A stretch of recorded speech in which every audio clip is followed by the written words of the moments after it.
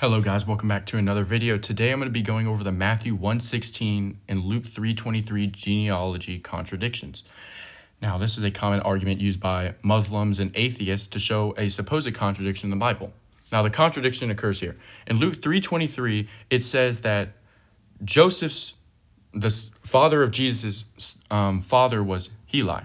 But in Matthew 1:16, it says that Jacob was Joseph's father, which is an apparent contradiction. This one's very easy to explain, and it just involves understanding how Greek genealogies work.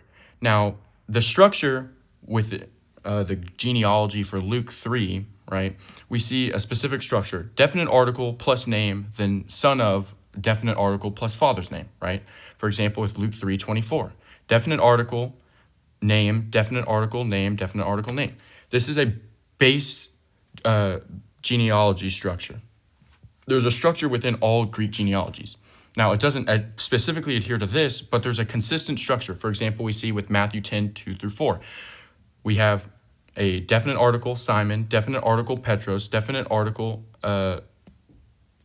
Zebedee, definite article, James, and then Judas doesn't have a definite article. He's actually left out, and the verse actually explains why, because right after this it says Judas Iscariot, the one who betrayed Jesus, right? The reason he's set apart is because he's the one of the disciples that betrayed Christ versus the rest of the disciples didn't. So usually whenever someone doesn't follow the pattern, it's because they're left outside. The definite article for each name establishes that the person is part of the continuous genealogical chain, and we see these in both Matthew 1 and Luke 3, following this consistent patterns, but Joseph is completely left out. Now, going to Matthew 1:14-16, we see a very specific pattern. Look, Azor then begat Zadok, right? Akim then begat Eliud. Jacob then begat Joseph, right? We see a very specific structure for every single person in that genealogy.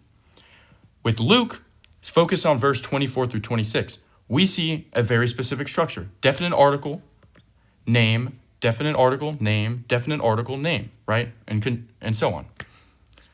But this doesn't apply for Joseph here. Being, as was supposed, the son, as was supposed of Joseph. Joseph doesn't have this definite article. He's actually completely left out of this genealogy. Now, as I showed before with the example of Matthew 10:2-4, whenever a genealogy, the pattern's broken for a specific person, that means they're not part of the genealogy or that they're separated from it. They're different, right? They're not the same as everyone else.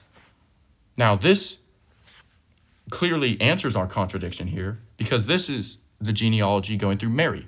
It was custom in Jewish tradition to go through the father, even if it's the mother's genealogy.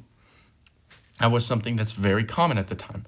We know that this isn't through Joseph's actual genealogy and Heli isn't Joseph's actual father because he's specifically set apart from the genealogy and outside of the genealogy structure. That's why it says as was supposed of Joseph. It's not actually Joseph's genealogy. Joseph's real genealogy is in Matthew 1. Thank you so much for watching. My TikTok's at BugLovesAll. I'm live on TikTok usually Monday through Friday at some point during the day. I'm live on YouTube as well, pretty much every weekday. I'd appreciate if you guys came up and joined and asked questions. And if you want to debate, I'm happy to debate. I'd appreciate if you guys liked and subscribed and commented any suggestions for any future topics you want me to cover. And Christ is King. Thank you.